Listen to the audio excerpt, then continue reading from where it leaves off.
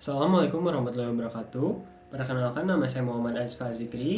Saya berasal dari Universitas Pendidikan Indonesia, Prodi Fisika. Di video kali ini saya akan membahas tentang praktik dan studi pendidikan. Video ini sekaligus melaksanakan tugas dari dosen pengampu mata kuliah pengantar pendidikan, yaitu Bapak Dr. Ari Rahmat Riyadi MPD. Di sini kita akan membahas 4 tema subbab, yaitu yang pertama ada praktik pendidikan, yang kedua ada studi pendidikan, yang ketiga ada hubungan antara praktik dan studi pendidikan, yang keempat ada implikasi studi pendidikan. Di sini saya dibantu oleh 2 orang teman saya, yaitu Isna dan juga Hazmi, yang akan membahas juga beberapa subbab tema. Baik, kita akan langsung mulai saja. Subbab yang pertama yaitu praktik pendidikan. Definisi dari praktik pendidikan adalah kegiatan bersama yang dilakukan oleh 2 orang atau lebih, yaitu pendidik dan peserta didik, agar pihak lain, yaitu peserta didik, mengalami perubahan tingkah laku yang diharapkan, tentunya perilaku yang baik ya. Contohnya, ibu guru sedang mengajar siswa di kelas. Contoh lain, orang tua kita menasihati kita agar kita rajin belajar. Praktik pendidikan ini mempunyai karakteristik. Yang pertama yaitu kegiatannya dilakukan oleh 2 orang atau lebih, yaitu peserta didik dan pendidik, yang isinya mengenai pembelajaran melalui konsep dan teori pendidikan. Yang kedua yaitu tujuannya untuk memfasilitasi peserta didik untuk mencapai tujuan pendidikan. Praktik pendidikan ini dibedakan menjadi 3. Yang pertama ada pendidikan formal, yang kedua praktik pendidikan non formal, yang ketiga praktik pendidikan informal. Yang pertama praktik pendidikan formal, yaitu jalur pendidikan yang terstruktur dan berjenjang yang terdiri atas pendidikan bawah, pendidikan menengah, dan pendidikan tinggi. Contohnya, dari kecil kita belajar dari SD ke SMP, ke SMA, hingga ke perguruan tinggi. Yang kedua, ada pendidikan non-formal, yaitu kegiatan praktik pendidikan yang dilaksanakan di luar keluarga maupun sekolah, yang sengaja diniatkan untuk mencapai tujuan tertentu. Contohnya, yaitu kursus menyetir mobil, kursus bahasa asing, dan lain-lain. Yang terakhir, ada praktik pendidikan informal, yaitu kegiatan praktik pendidikan dalam lingkup masyarakat maupun lingkup keluarga dan tidak terorganisir, juga tidak sistematis. Contohnya, pelaksanaan adat kebiasaan masyarakat setempat. Pembahasan selanjutnya yaitu mengenai studi pendidikan. Studi pendidikan adalah suatu kegiatan individual atau bersama untuk memahami sistem konsep pendidikan. Contoh dari studi pendidikan ini adalah seseorang yang sedang membaca buku landasan pendidikan atau kelompok mahasiswa yang sedang mengikuti kegiatan seminar untuk memahami lebih dalam hal-hal yang sedang mereka pelajari. Berdasarkan cara kerjanya, studi pendidikan ini dibagi menjadi 2 jenis, yaitu studi komunitas pendidikan dan juga studi akademik pendidikan. Komunitas pendidikan adalah kegiatan mempelajari pendidikan yang dilakukan dengan cara kerja awam atau cara kerja yang digunakan oleh masyarakat pada umumnya. Karakteristik dari studi ini adalah cara kerja yang bersifat alamiah, kurang sistematis, dan kurang mendalam.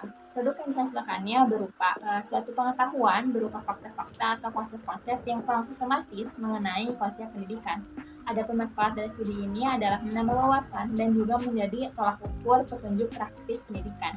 Selanjutnya ada studi akademik pendidikan. Studi akademik pendidikan adalah kegiatan mempelajari pendidikan yang dilakukan melalui kerja keras, berpikir secara sistematis, melakukan pengamatan, melakukan kajian secara mendalam, guna mengacu pada suatu argumentasi yang kuat. Studi akademik pendidikan ini juga dibagi menjadi 2 jenis, yaitu studi ilmiah pendidikan dan juga studi filsafat pendidikan. Studi ilmiah pendidikan adalah kegiatan mempelajari pendidikan yang dilakukan dengan cara menerapkan cara kerja seorang ilmuwan atau melalui metode ilmiah. Contohnya seperti seminar pendidikan, penelitian pendidikan, dan juga diskusi pendidikan. Tujuan diadakan studi ini adalah untuk mendeskripsikan secara rinci dan sistematis mengenai aspek pendidikan. Produk yang dihasilkannya berupa wujud deskripsi pemahaman mengenai fenomena pendidikan, dan manfaat yang dihasilkannya berupa menambah wawasan atau menambah pemahaman mengenai landasan ilmiah pendidikan, metode, dan juga praktik pelaksanaan pendidikan atau teknik pelaksanaan pendidikan. Selanjutnya ada studi filsafat pendidikan. Studi filsafat pendidikan adalah kegiatan mempelajari pendidikan yang dilakukan dengan cara menerapkan cara kerja seorang filsuf atau berfilsafat, seperti seorang filsuf berfilsafati mengenai cara mendidik anak. Tujuan diadakannya studi ini adalah untuk menghasilkan suatu gagasan ideal mengenai suatu sistem pendidikan yang bersifat mendasar. Produk yang dihasilkannya berupa filsafat pendidikan sebagai wujud sistem gagasan atau sistem pikiran tentang pendidikan. Dan manfaatnya yaitu memperluas pemahaman tentang berbagai gagasan filsafati dari berbagai aliran filsafat pendidikan sebagai landasan ideal pelaksanaan pendidikan. Selanjutnya, jika ditinjau dari lingkup objeknya, studi pendidikan dibagi menjadi dua jenis, yaitu studi mikropendidikan dan juga studi makropendidikan. Studi mikropendidikan adalah kegiatan pelajari pendidikan dalam lingkup yang kecil, seperti lingkup keluarga, sekolah, ataupun kelompok-kelompok sosial. Manfaat di hadapan studi ini adalah yang pertama, memahami teori praktik pendidikan pada satuan-satuan pendidikan dan juga memahami peranan-peranan serta tugas-tugas pendidikan dalam satuan-satuan pendidikan. Selanjutnya untuk studi makropendidikan. Studi makropendidikan adalah kegiatan pelajari pendidikan dalam lingkup yang luas seperti lingkup nasional ataupun internasional. Studi makropendidikan dalam lingkup nasional terbagi menjadi dua, yaitu studi pendidikan nasional dewasa ini dan juga studi sejarah praktik pendidikan. Sementara untuk studi makropendidikan berskala internasional juga terbagi menjadi dua, yaitu studi pendidikan luar negeri dan juga studi pendidikan perbandingan. Pada karena studi makropendidikan yaitu yang pertama, memahami teori dan praktik pendidikan dalam skala nasional dan atau internasional. Yang kedua, mengenali peranan-peranan serta tugas-tugas kependidikan dalam rangka mencapai tujuan-tujuan nasional atau internasional. Dan yang ketiga, membangun pola pikir dan pola kerja sebagai seorang profesional pendidikan dalam skala nasional dan atau internasional. Pembahasan selanjutnya yaitu hubungan praktik pendidikan dan studi pendidikan. Meskipun antara praktik pendidikan dan studi pendidikan itu terdapat perbedaan, tetapi antara keduanya terdapat hubungan komplementer atau hubungan saling melengkapi. Adapun hubungan komplementernya yaitu yang pertama, studi pendidikan merupakan dasar bagi praktik pendidikan. Yang kedua, studi pendidikan merupakan kriteria keberhasilan praktik pendidikan.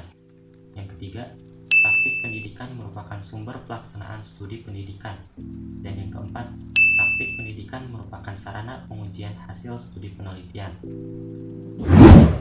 Kemudian pembahasan selanjutnya yaitu implikasi studi pendidikan terhadap konsep pendidikan dan lembaga pendidikan tenaga kependidikan atau LPTK. Selama ini ada beberapa paham mengenai pendidikan. Yang pertama, pendidikan sebagai seni. Pendidikan merupakan kreasi individual yang melibatkan perasaan, intuisi, kewibawaan, dan nilai-nilai kemanusiaan yang di luar jangkauan ilmu. Seorang pendidik harus kreatif. Persiapan mengajar hanya dijadikan rambu-rambu saja. Yang lebih penting adalah improvisasi. Pendidik harus memperhatikan minat, perhatian, dan hasrat anak didik. Sehubungan dengan itu, Gilbert Higgett mengibaratkan praktek pendidikan sebagaimana orang melukis sesuatu, mengarang lagu, menata sebuah taman bunga, atau menulis surat untuk sahabat. Sedangkan menurut Gallagher, seni mendidik itu merupakan keterampilan jenius yang hanya dimiliki beberapa orang, dan mereka tidak dapat menjelaskan secara sistematis bagaimana mereka mempraktekannya. Sehingga menurut paham ini, hanya mereka yang terlahir dengan bakat pendidikan lah yang dapat menjadi pendidik. Akibatnya LPTK sangat kurang dipertimbangkan untuk direkomendasikan keberadaannya. Kemudian yang kedua, pendidikan sebagai ilmu. Sebagaimana telah kita pahami, pendidikan telah menghasilkan ilmu pendidikan. Dengan dasar ilmu pendidikan, para pendidik dapat menyusun desain pembelajaran yang memuat tujuan, isi, metode, dan teknik mengajar serta evaluasinya. Atas dasar desain pembelajaran itulah para guru melaksanakan praktek pendidikan. Sebab itu muncul paham bahwa pendidikan adalah ilmu. Menurut paham ini, siapapun dapat menjadi pendidik selama mereka menguasai ilmu pendidikan dan dapat mengaplikasikannya. Karena itu, keberadaan LPTK sangat dipertimbangkan dan disarankan keberadaannya. Kemudian yang ketiga, pendidikan sebagai ilmu dan seni. Sebenarnya antara paham pendidikan sebagai ilmu dan paham pendidikan sebagai seni saling melengkapi. Oleh karena itu, sebaiknya kita memandang ilmu pendidikan baik sebagai ilmu maupun sebagai seni. Seperti yang dikemukakan oleh Charles Silberman yang menyatakan yakin mengajar seperti praktek pendidikan kedokteran banyak merupakan suatu seni yang memerlukan latihan, bakat, dan kreativitas. Tetapi seperti kedokteran, mengajar adalah juga sebagai sebuah ilmu karena berkenaan dengan suatu perbendaharaan teknik-teknik, prosedur-prosedur dan kecakapan-kecakapan yang dapat dipelajari dan diterangkan secara sistematis, dan oleh karena itu ditransmisikan dan dikembangkan.